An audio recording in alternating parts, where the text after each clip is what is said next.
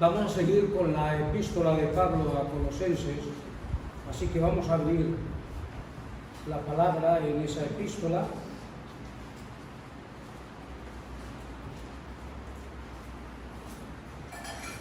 Y hoy, si Dios lo permite, voy a compartir a partir del versículo 9, la parte B, que empieza con habiéndoos despojado. Pero bueno, vamos a hacer una cosa. Vamos a ver todo el contexto a partir del número 5 y así seguimos mejor el tema. Capítulo 3.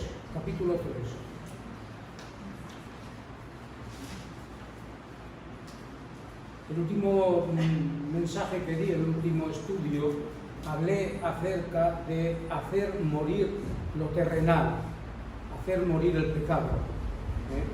Dice así la palabra de Dios, capítulo 3, verso 5. Haced morir pues lo terrenal en vosotros, fornicación, impureza, pasiones desordenadas, malos deseos y avaricia, que es idolatría, cosas por las cuales la ira de Dios viene sobre los hijos de desobediencia, en las cuales vosotros también anduvisteis. Tiempo pasado. Anduvimos cuando, en otro tiempo, cuando vivíamos en ellas. Pero ahora, dejad también vosotros todas estas cosas: ira, enojo, malicia, blasfemia, palabras deshonestas de vuestra boca. No mintáis los unos a los otros, habiéndoos despojado del viejo hombre con sus hechos y revestido del nuevo, el cual, conforme a la imagen del que lo creó, se va renovando hasta el conocimiento pleno, donde no hay griego ni judío, circuncisión ni incircuncisión, bárbaro ni escita, siervo ni libre, sino que Cristo es el todo y en todos. El 12. Vestíos pues como escogidos de Dios, santos y amados, de entrañable misericordia, de benignidad, de humildad, de mansedumbre, de paciencia, soportándoos unos a otros y perdonándoos unos a otros, si alguno tuviere queja contra otro. De la manera que Cristo os perdonó, así también hacedlo vosotros. Esta mañana voy a intentar exponer a partir del versículo 9, la parte B, como he dicho, hasta el 12, hasta el vestíos. Vamos a orar en primer lugar. Padre, seguimos orando, seguimos hablando contigo y en este momento, Señor, lo hacemos para poner nuestras vidas en tus benditas manos, acercarnos a ti a través del sacrificio de Cristo y suplicarte que tu Santo Espíritu obre en nuestras vidas, en nuestros corazones, para entender tu palabra, Señor, y para guardarla en nuestros corazones y ponerla en práctica para no pecar contra ti. A ti, oh Señor, sea la gloria y la honra. Pedimos esto en el nombre de Cristo Jesús. Amén.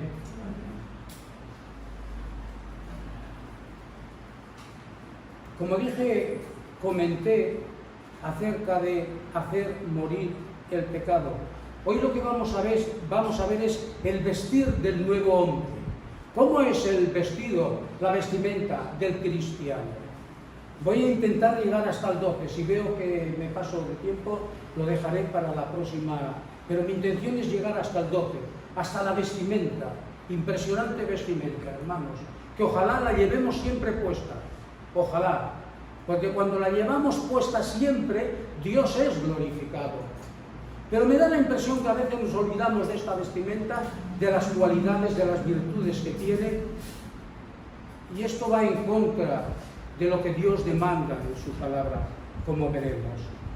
Pero como digo, habiéndoos despojado del viejo hombre con sus hechos y revestido del nuevo, el cual, conforme a la imagen del que lo creó, se va renovando hasta el conocimiento pleno, donde no hay griego ni judío, circuncisión ni incircuncisión, bárbaro ni escita, siervo ni libre, sino que Cristo es el todo y en todos.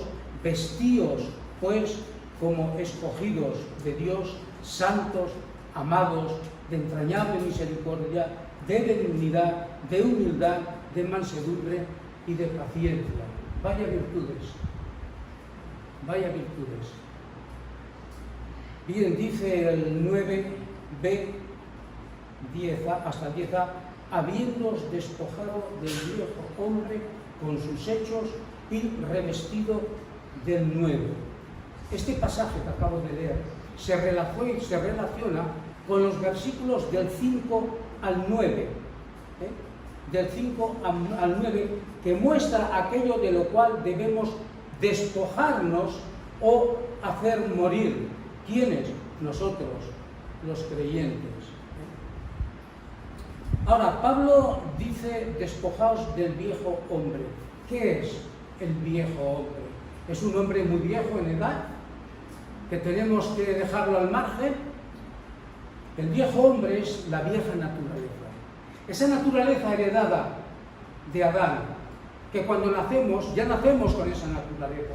Una naturaleza depravada, una naturaleza pecaminosa, una naturaleza terrible. Pues esa es la que heredamos nosotros. Y si no nos convertimos en Cristo, esa naturaleza nos va a llevar a pasar el resto de la vida, de la eternidad, en el infierno.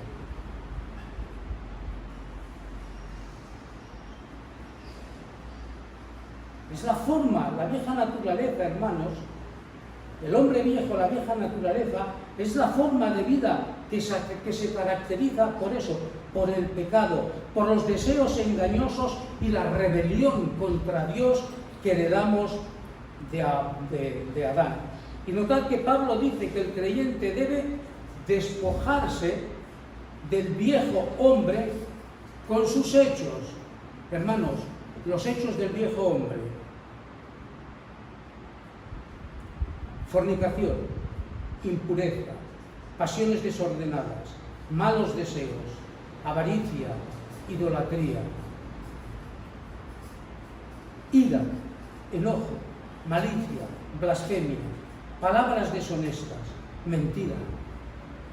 Estos son los hechos, la característica de la vieja naturaleza, del viejo hombre. Y esta vestimenta, hermanos, porque es como, ya hablamos de la vestimenta en la predicación pasada, el viejo hombre es como una vestimenta, una prenda que es vieja, sucia, asquerosa, pestilente, que es quitada. Y es quitada cuando nosotros aceptamos a Cristo como Señor y Salvador. Y a partir de aquel momento, nosotros nos revestimos de otra naturaleza, una nueva naturaleza, una vestimenta que es limpia, que es santa, que es pura. Es la vestimenta que Dios demanda de sus hijos. Esto lo veremos más adelante, como he dicho, las características, las virtudes de esa naturaleza. Pero el texto nos dice, habiendo despojados del viejo hombre, Señor, gracias, ya nos hemos despojado por tu gracia y misericordia, revestidos del nuevo. El nuevo hombre se refiere a la nueva naturaleza espiritual que los creyentes obtenemos al aceptar a Cristo como Señor y Salvador. Somos regenerados por el Espíritu Santo. Regenerar significa impartir vida. Dios nos dio vida cuando estábamos muertos espiritualmente. Estoy gritando porque me lo han pedido, que si no los ventiladores no igual. Entonces, esa es la realidad. Estábamos muertos y Dios nos regenera, nos da vida a través del Espíritu Santo cuando aceptamos a Jesucristo como el Señor y Salvador de nuestras vidas. Así que la regeneración es la obra de Dios en la que da nueva vida espiritual a aquel que cree en Él. Dios nos da la vida cuando estábamos muertos. Así que el nuevo hombre es la nueva criatura o la nueva creación que vemos en la segunda epístola de Pablo a los Corintios. De modo que si alguno está en Cristo, ¿qué es? Nueva criatura. Las cosas viejas Sharon, he aquí todas son hechas. Esa es la naturaleza nueva, la naturaleza espiritual, la naturaleza que glorifica a Dios, la naturaleza que nosotros, aquellos que hemos nacido de nuevo, porque eso significa nacer de nuevo, esa naturaleza es la que tenemos que poner en práctica. Y esta nueva naturaleza, hermanos, se caracteriza por una transformación interior en el hombre, en la mujer. Se deja atrás una vida de pecado y se adopta una vida guiada por el Espíritu Santo, buscando vivir una vida que agrade a Dios y refleje el carácter de su bendito Hijo. Hermanos, Dios no hace un arreglo en nosotros. Dios no es un Dios que arregla las cosas. Mi padre, aparte de ser minero, fue también zapatero, pero era un zapatero remendón. Lo que hacía era remiendos. Solucionaba el problema, aparentemente sí, pero era un remiendo. Dios no es un Dios remendón. Dios no remienda nada en nosotros. Dios nos transforma. Dios nos da un corazón nuevo, como dice Ezequiel 36, 26. Dios no hace ese arreglo. Como digo, la transformación interior que el nuevo hombre experimenta hace que su andar, su forma de vivir sea diferente a la forma de vivir del mundo. Esto pues digo y requiero en el Señor, que ya no andéis, dice Pablo, que no viváis como los otros gentiles que andan en la vanidad de su mente. Así vivimos en otro tiempo. Así vivimos en otro tiempo. Sin embargo, el nuevo hombre se caracteriza porque anda... ¿Me puedes traer un besito de agua, no? Agua. Por favor, vaya, bájame. Vale, el nuevo hombre se caracteriza, prestad atención por favor, porque anda en amor. Y andad en amor como también Cristo nos amó y se entregó a sí mismo por nosotros, ofrenda y sacrificio a Dios en olor fragante. Efesios 5:2. Pero no solo anda en amor, anda en la luz de la verdad de Dios. Porque en otro tiempo erais tinieblas. ¿Os acordáis? En los tiempos que fuimos tiniebla. Por cierto, te estoy mirando un lapsus. Digo, Iván, ahora has dicho que qué pena que no pudieras asistir a este niño, como dice la palabra, por Vale, dice, anda en la luz de la verdad, porque en otro tiempo erais tinieblas, mas ahora, gracias, Carlos.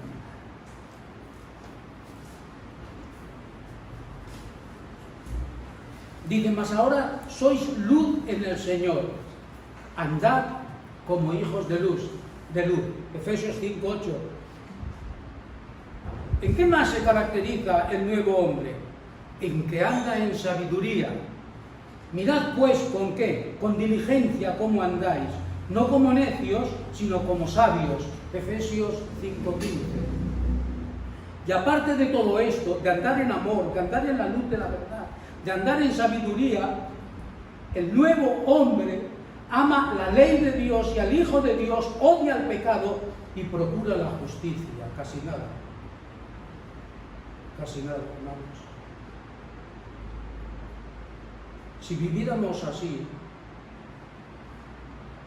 no haría falta luz en nuestros hogares. No tendríamos que pagar la factura a Endesa o a otra compañía. Andar en luz y amar a Dios y a su Hijo. Hermanos, el viejo hombre y el nuevo hombre se distinguen, se diferencian. En el capítulo 2 de Efesios, vamos a abrir la Biblia ahí, Efesios capítulo 2, y los versículos del 1 al 10, en esos versículos vamos a ver lo que era el hombre, lo que es el hombre viejo, lo que éramos nosotros y lo que es el hombre nuevo, lo que somos en la actualidad. Efesios capítulo 2, del 1 al 10, pero mirad, el hombre viejo lo tenemos en los versículos del 1 al 3. Mirad cómo es el hombre o la mujer, el hombre viejo o la mujer vieja. Dice, y él, es decir, Dios, os dio vida a vosotros cuando estabais muertos. ¿Muertos? Sí, muertos.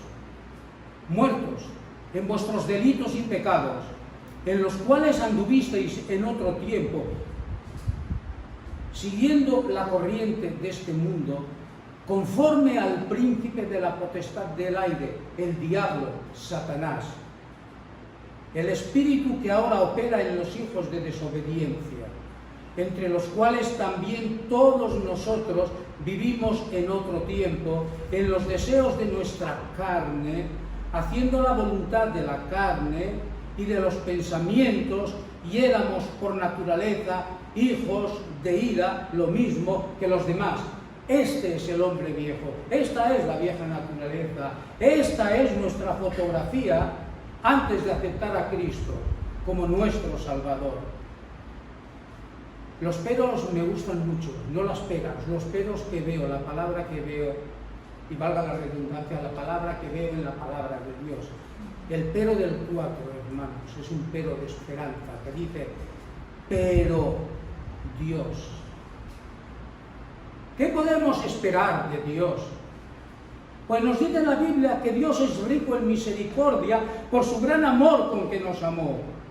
Y aún estando nosotros muertos en pecados, nos dio vida juntamente con Cristo. 2 Corintios 5:17. De modo que si alguno está en Cristo, nueva criatura es. Las cosas viejas pasaron y aquí todas son hechas nuevas. Ahí está, nos dio vida juntamente con Cristo. Por gracia sois salvos. Y juntamente con Él nos resucitó y asimismo nos hizo sentar en los lugares celestiales con Cristo Jesús. Hermano, hermana, ¿has estado alguna vez sentada en el lugar celestial al lado de Cristo Jesús? ¿Habéis estado alguno? ¿No? Pero posicionalmente lo estamos. Dios lo da por hecho. Ahí estamos.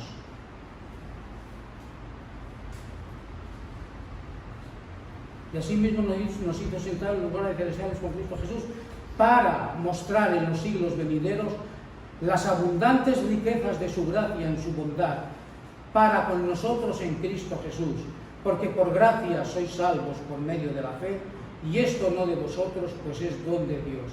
No por obras, para que nadie se gloríe, porque somos hechura suya, creados en Cristo Jesús, para buenas obras, las cuales Dios preparó de antemano para, imaginaos las veces que sale esta preposición, para que anduviésemos en ellas. Aquí hemos visto el hombre viejo, la vieja naturaleza, del 1 al 3, y el hombre nuevo, la mujer nueva, del 4 al 10. Esto lo ha hecho todo Dios. Todo. Versículo 3 de Colosenses 10b dice, el cual, el hombre nuevo, el cual, conforme a la imagen del que lo creó, se va renovando hasta el conocimiento pleno. ¿Cuál es el plan de Dios? El plan de Dios es hacer que nosotros los creyentes lleguemos a ser según la imagen de su Hijo Jesucristo. Ese es el plan de Dios. Que cada día nos asemejemos más y más a Cristo Jesús. Dice Romanos, Pablo en la epístola a los Romanos 8:29, porque a los que antes conoció, también los predestinó para, propósito viene ahora, que fuesen hechos conformes a la imagen de su Hijo. Tremendo, ¿no? Ese es el propósito de Dios cuando nos escogió, hermanos. Que fuésemos hechos, creados a la imagen de Jesucristo. Dice Guillermo MacDonald en su comentario, el propósito de Dios es que este nuevo hombre crezca siempre más y más a semejanza del Señor Jesucristo. Nunca deberíamos quedar satisfechos con nuestros logros presentes, sino que deberíamos siempre apresurarnos hacia la meta de una conformidad cada vez en aumento con el Salvador. Él, Cristo, es nuestro ejemplo y la regla de nuestras vidas. En el día venidero, cuando estemos ante el tribunal de Cristo, seremos juzgados no por lo mejor que fueron nuestras vidas que las de otros, sino según nuestra vida se ajustó a la vida del mismo Señor. El modelo es Cristo.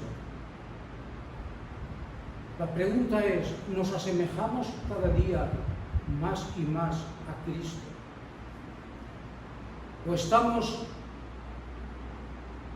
en unos límites que nosotros nos hemos marcado y nos damos por satisfechos? Porque si es así, esta no es la voluntad de Dios. La voluntad de Dios es que a medida que van transcurriendo los días, los meses, los años, nosotros manifestemos más y más a Cristo. Hay un comentario en las notas diarias de la Unión Bíblica que dice: la imagen de Dios no se ve en la forma de nuestros cuerpos, sino en la hermosura de la mente y del corazón renovados. La santidad, el amor, la humildad, la mansedumbre, la bondad y el perdón, esto es lo que constituye el carácter divino. Oye, pero eso cuesta mucho. Sí, claro que cuesta. ¿Acaso no le costó al Señor Jesucristo morir por nosotros? Él entregó su vida. Él entregó su vida por amor a nosotros. ¿Y quién somos nosotros? ¿Acaso somos merecedores de que Cristo muriera por nosotros? Pero Él lo hizo siguiendo, obedeciendo el mandato del Padre.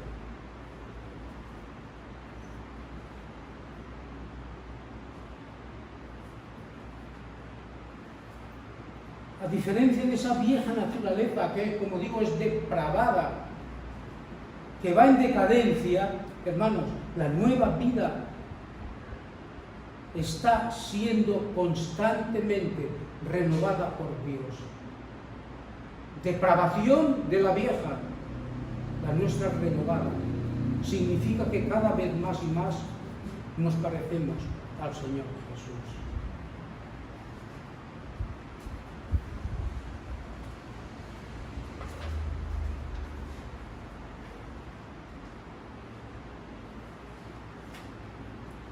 El cual, conforme a la imagen del que lo creó, se va renovando ¿hasta cuándo? Hasta el conocimiento pleno.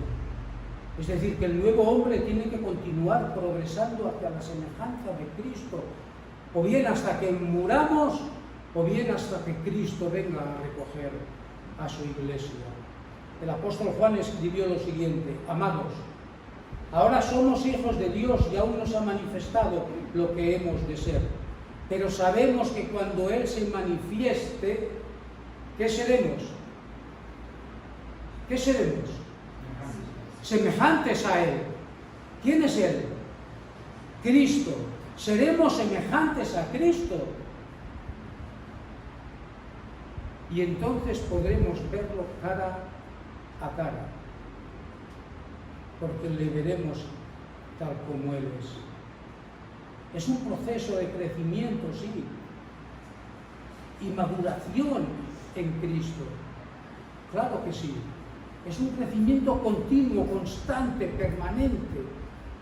No tiene vacaciones, no toma vacaciones. Ahora, ¿cuál es la fuente del conocimiento? La fuente del conocimiento, obviamente, y todos lo sabemos, es las Sagradas Escrituras, la palabra de Dios. ¿Tan importante es la palabra de Dios? La palabra de Dios es vital para nuestras vidas. Es esencial.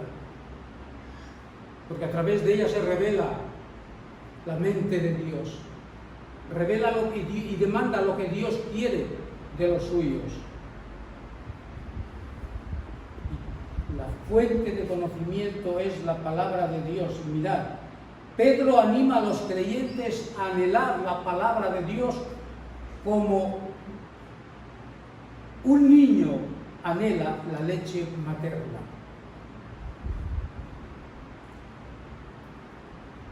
Dice, desead como niños recién nacidos la leche espiritual que no adulterada.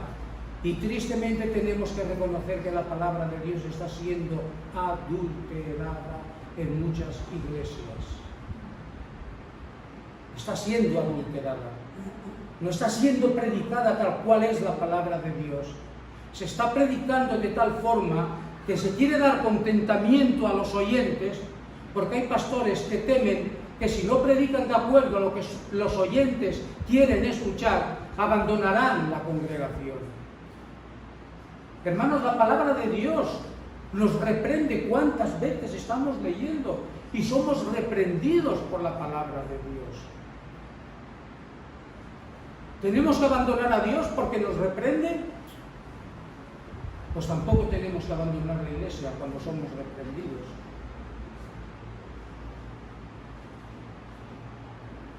Pablo escribió a Timoteo hablando de que toda la Escritura es suficiente para nuestro crecimiento y para la renovación.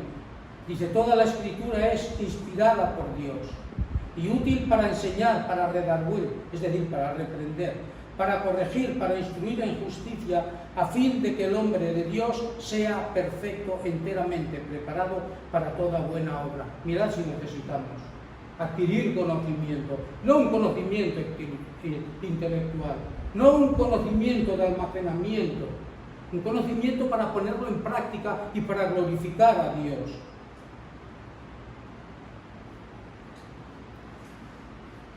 Así que, hermanos, aferrémonos a la palabra de Dios, leamos la palabra de Dios, estudiemos la palabra de Dios, meditemos la palabra de Dios y practiquemos la palabra de Dios.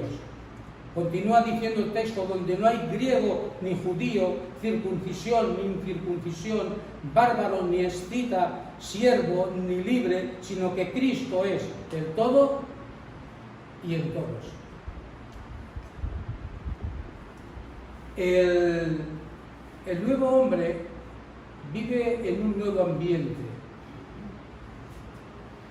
ambiente donde todas las distinciones raciales, nacionales, culturales y sociales han desaparecido. Y así como los creyentes tenemos que despojarnos de la vieja naturaleza o de los hábitos del viejo hombre, la Iglesia se despoja de las antiguas barreras que separaban a las personas y las abandonan. ¿Por qué? Porque Dios ha unido a todos los creyentes ¿en quién? En Cristo Jesús. Dice Gálatas 3, 27 y 28, porque todos los que habéis sido bautizados en Cristo, de Cristo estáis revestidos. Ya no hay judío ni griego, no hay esclavo ni libre, no hay varón ni mujer, porque todos vosotros sois uno en Cristo Jesús. No hay varón ni mujer. ¿A qué se refiere? Cuando dice que no hay varón ni mujer, se está refiriendo a la igualdad espiritual y a la unidad que tanto el hombre como la mujer tienen en Cristo Jesús. Todos los creyentes, independientemente de cuál sea su género, somos uno en Cristo Jesús.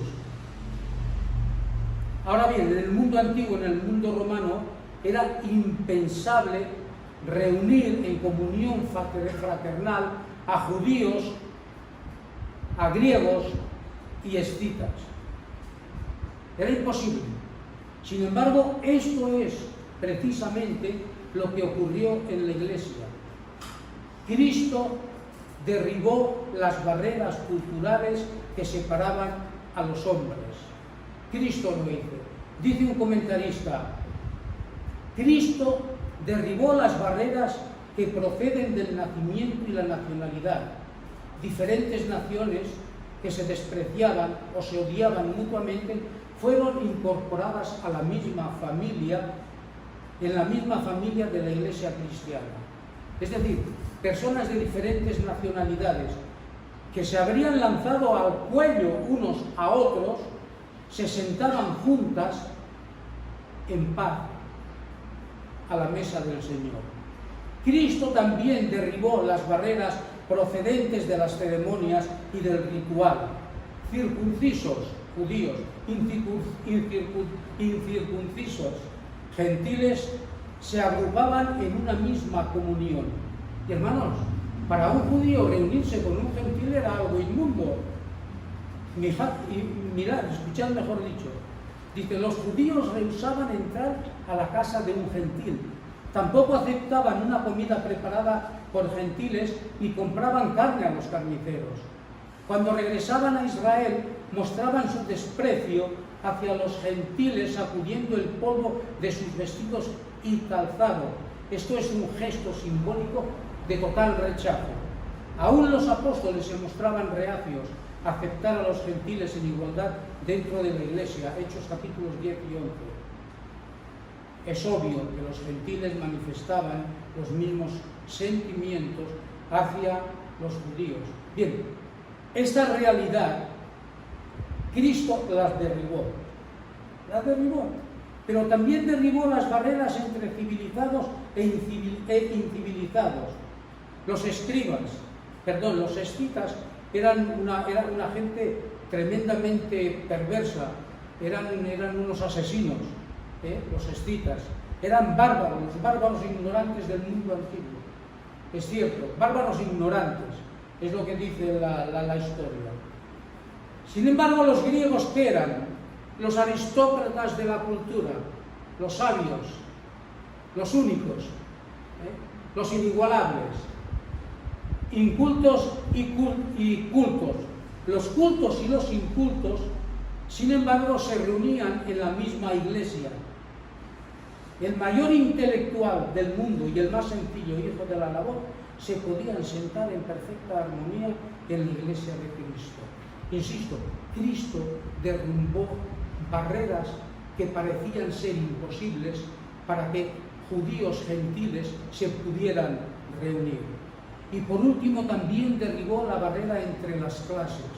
Nos habla el texto de que el esclavo y el hombre libre se encontraban en la iglesia. El texto nos habla de que habían también esclavos y libres. Bien, pues el esclavo y el hombre libre se encontraban en la iglesia. Pero fijaos, más aún, dice, en la iglesia primitiva se podía dar un caso, no es increíble, pero un caso sorprendente. ¿Cuál es ese caso? El que un esclavo pudiera ser el pastor de la iglesia y el amo un simple miembro. Fuera de la iglesia, el amo es el que tenía el dominio, bueno, y dentro de la iglesia el amo, pero allí se daba esta circunstancia, del que era el esclavo podía llegar a ser pastor y sin embargo el amo estaba pues como un simple miembro. Así que en la presencia de Dios las distinciones sociales del mundo dejaron de ser relevantes. ¿Quién rompió estas barreras? Jesucristo. Barreras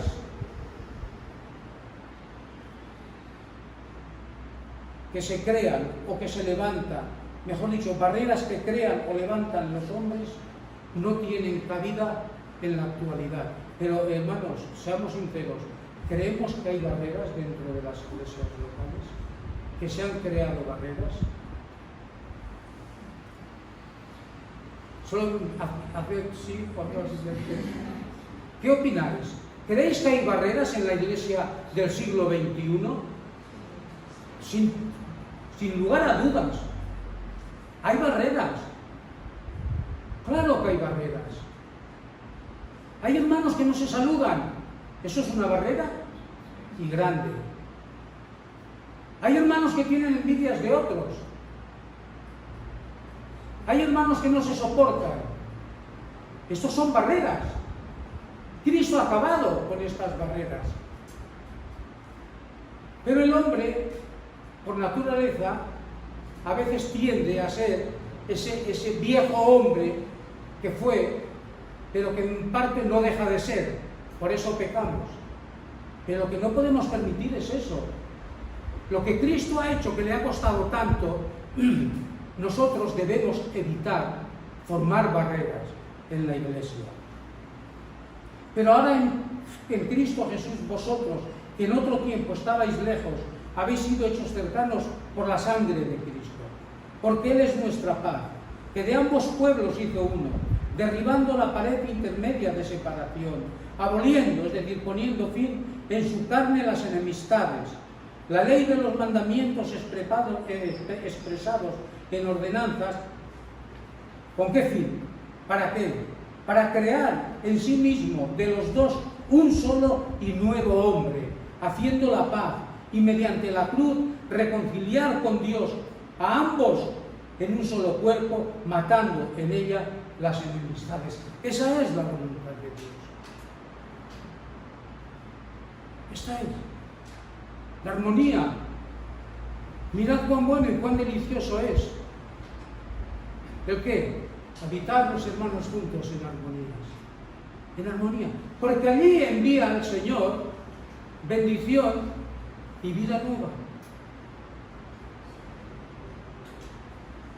Las barreras que creamos nosotros, que levantamos los hombros, nosotros, hermanos, no tienen cabida en la Iglesia, puesto que Cristo es el todo y en todos. Puesto que Cristo habita en cada creyente, hermanos, hermanas, todos somos iguales. Todos somos iguales. Cristo ha roto todas las barreras raciales, religiosas, culturales y sociales y une a todos los creyentes como un solo hombre. ¿Qué podemos decir de Cristo? Y de Cristo es en todos, es el todo y en todo. Cristo es la fuente de todo. Todo lo que existe procede de Cristo, tanto en el cielo como en la tierra. Cristo es Dios. La plenitud de Dios está en Cristo y se manifiesta en Cristo, porque en Él habita corporalmente toda la plenitud de la deidad. Colosenses 2:9. Cristo posee todos los atributos del Padre. Cristo es de la misma esencia que el Padre y que el Espíritu Santo. Cristo es el centro de la vida cristiana. Hermanos, la vida cristiana, nuestra vida se centra en Cristo, en la persona y en la obra de Jesucristo. Cristo nos une a todos los creyentes. La unidad entre los cristianos se basa en una relación con Cristo. Cuando nuestra relación con el Señor es vertical, es real, esa relación ha de verse, ha de manifestarse, ha de palparse entre nosotros. ¿Estoy gritando demasiado? ¿No? Cristo lo llena todo. Su presencia se extiende a toda la creación y a cada aspecto de la vida. Está presente tanto en el mundo material como en el mundo espiritual. Nuestro amado Señor Jesucristo. En Él tenemos toda la ayuda que necesitamos para ser lo que Él quiere que seamos, nuevas criaturas. Ya sabéis que el tema central de Colosenses es la supremacía y la suficiencia total de Cristo. Cristo más nada igual. Cristo más nada igual. Pero no tengáis vergüenza. Cristo más nada igual a todo. A todo. Todo. Menos Cristo igual a nada. Así que en Cristo lo tenemos todo. Porque Él es el todo.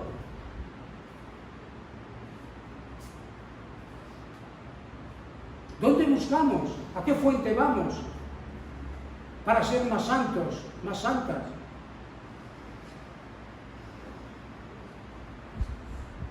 Solamente en Cristo es necesario. Lo que tenemos que hacer es conocer más a Cristo.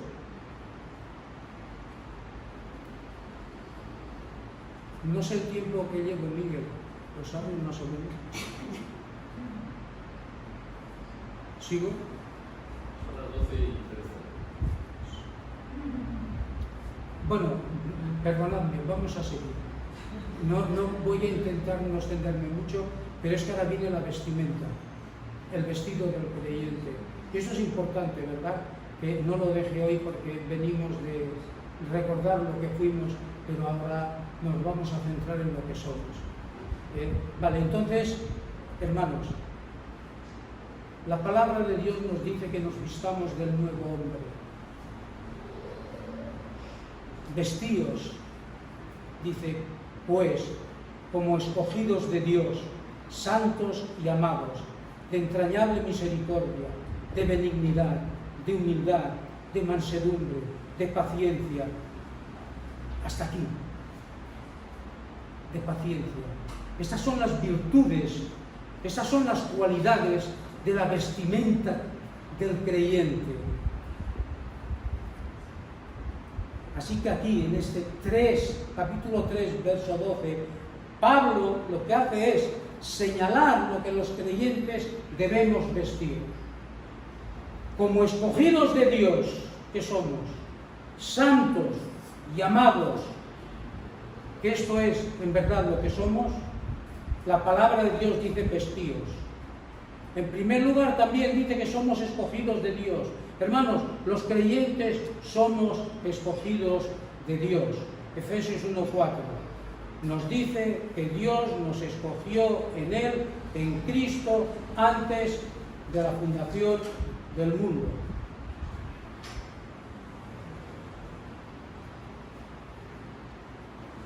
Pablo dice también que Dios había escogido a los tesalonicenses. Primera Tesalonicenses 1:4, que dice: porque conocemos, hermanos amados de Dios, vuestra elección. Y Pablo da gracias a Dios porque eligió a los tesalonicenses. Dice: pero nosotros debemos dar siempre gracias a Dios respecto a vosotros, hermanos amados por el Señor, de que Dios os haya escogido desde el principio, desde antes de la fundación del mundo, para salvación, mediante la santificación por el Espíritu y la fe en la verdad.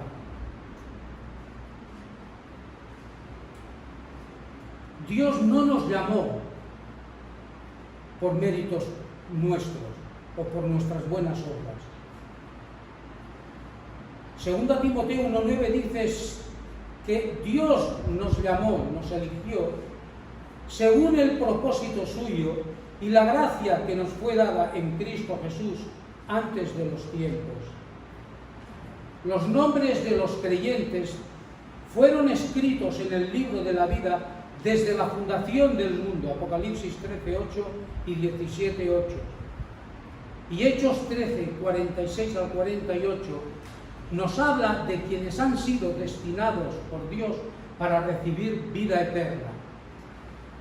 Dice así: entonces Pablo y Bernabé, hablando con denuedo, con valor, dijeron: a vosotros a la verdad era necesario que os hablase primero la palabra de Dios, mas puesto que la desecháis y no os juzgáis dignos de la vida eterna, he aquí nos volvemos a los gentiles.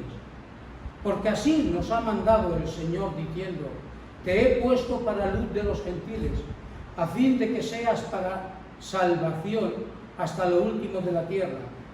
Los gentiles, oyendo esto, se regocijaban y glorificaban la palabra del Señor. Y atención ahora. Y creyeron todos los que estaban ordenados para vida eterna. Nadie se hace cristiano por su propia elección, hermanos. Es gracias a la elección de Dios que los creyentes somos santos y amados. Santos y amados se debe a la elección de Dios. Santos, ¿sabéis qué significa? Separado o apartado para Dios y su obra. Dios escogió entre los seres humanos, a los creyentes y los atrajo hacia sí. hacia Él. Después nos habla santos, después nos habla de que somos amados por Dios. Sí, los creyentes somos amados por Dios. Esto significa que somos el objeto de su especial amor. Dios ama a sus escogidos con un amor constante y perfecto. Y ahora dice el Señor, puesto que sois escogidos, sois santos y sois amados, vestíos. Y ahora aquí Pablo usa el cambio de ropa para ilustrar la obra transformadora del Señor a los creyentes.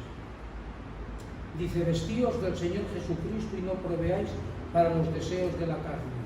El creyente, hermano, se viste del Señor Jesucristo en el sentido de reconocer que está vitalmente unido al Señor y que fuera de Él no puede hacer absolutamente nada. Ahora, las cualidades o las virtudes que Pablo cita a continuación deben ser las vestiduras del nuevo hombre. Notad que vestíos está en modo imperativo. Es una orden, es un mandato, no es una opción. Vestíos, no es opcional. ¿De qué? De entrañable misericordia, de benignidad, de humildad, de mansedumbre, de paciencia. Vamos a ir examinando, pues, una por una de estas cualidades o virtudes de las que el cristiano debe vestirse. En primer lugar, dice que debemos vestirnos de entrañable misericordia. Entrañable misericordia significa piedad o compasión, y esta es una cualidad divina. La vemos precisamente en el Señor Jesucristo, en Mateo 9:36, cuando dice, y al ver las multitudes tuvo compasión de ellas, porque estaban desamparadas y dispersas como ovejas que no tienen pastor. Esta virtud es muy interesante, porque era una virtud requerida en los antiguos tiempos, ¿verdad? En aquellos antiguos tiempos, por el mundo antiguo, porque se daba una circunstancia, y es que las personas enfermas, las personas ancianas, las personas que estaban heridas, si no eran atendidas, con frecuencia morían. Después también, los creyentes, hermanos, no debemos ser indiferentes al sufrimiento, a la compasión. Tenemos que ser compasivos. No debemos ser indiferentes al sufrimiento, sino que debemos ser compasivos. Preocuparnos por suplir las necesidades de las personas, conforme nos dice Juan en su primera epístola, capítulo 3, versículo 17. Después de la entrañable misericordia, el texto nos habla de benignidad. Esta palabra significa, puede ser bondad, delicadeza o generosidad. La benignidad es una virtud fundamental que implica un corazón amable, compasivo y que está dispuesto a hacer el bien a los demás. Cuando actuamos así, hermanos, lo que estamos haciendo es reflejar el carácter de Cristo y siguiendo su ejemplo. Además, es un fruto del Espíritu Santo, o una de las 9 manifestaciones del fruto del Espíritu Santo. Nos habla también que la vestimenta del creyente ha de ser una vestimenta donde se ve la humildad. Y la humildad, la Biblia la describe como mansedumbre, humillación. La Biblia describe la humildad como mansedumbre, humillación y la ausencia del ego. Hay personas que aparentemente, o en apariencia, manifiestan una humildad que es falsa, el ego, lo que quieren hacer es tapar el ego que hay en lo más profundo de su alma, manifestando por medio de su rostro o de su forma de vivir una humildad, como digo, es falsa. Pero el corazón está lleno de orgullo y arrogancia. Bueno, hay quienes se maquillan, ¿no?, para modificar precisamente su aspecto en el rostro. No voy a dar nombres, pero sí, se maquillan el rostro hasta tal punto que quieren manifestar lo que en realidad no son interiormente. Quieren aparentar humildad cuando son soberbios, cuando hay arrogancia. Bien, pues Pablo habló a los ancianos de Éfeso diciendo: enviando pues desde Mileto a Éfeso, hizo llamar a los ancianos de la iglesia. Cuando vinieron a él les dijo: vosotros sabéis cómo me he comportado entre vosotros todo el tiempo, desde el primer día que entré en Asia, sirviendo al Señor con toda humildad.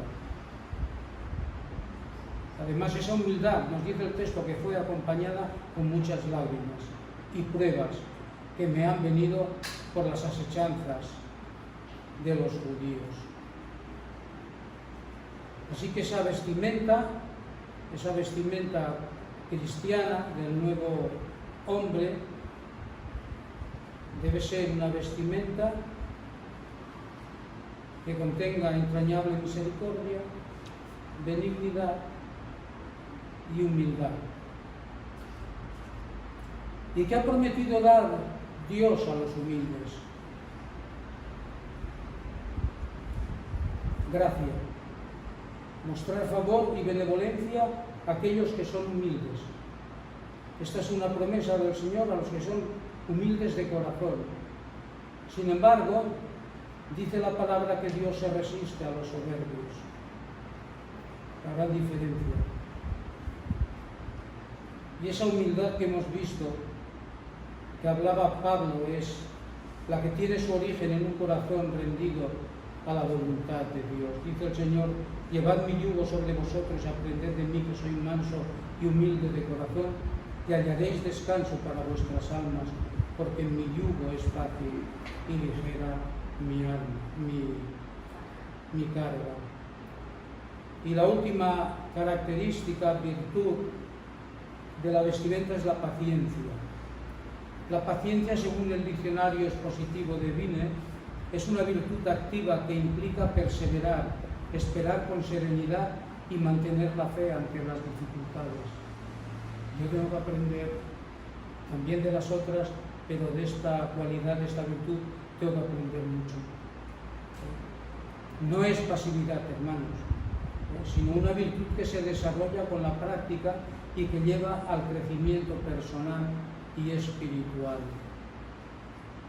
Tiene que ver con tolerancia frente a las ofensas y a las heridas infligidas por otros, por esa disposición serena, tranquila, equilibrada y calmada ante la vida, para aceptar las situaciones que son irritantes o dolorosas. Así que esta es la vestimenta, hemos sido un poco rápidos, la vestimenta del creyente. No al viejo hombre, no a la vieja naturaleza, sí al nuevo hombre, sí a la nueva naturaleza. Y que esa nueva naturaleza se manifieste en nuestro carácter día tras día, estemos donde estemos, pero que el mundo pueda ver en nosotros que somos diferentes y que no seguimos la corriente de este mundo. En todo momento esa corriente está dirigida por el diablo, por Satanás. Y recordemos que somos nuevos hombres y nuevas mujeres en el Señor y tenemos, pues, cosas por hacer muy importantes. Que Dios os bendiga.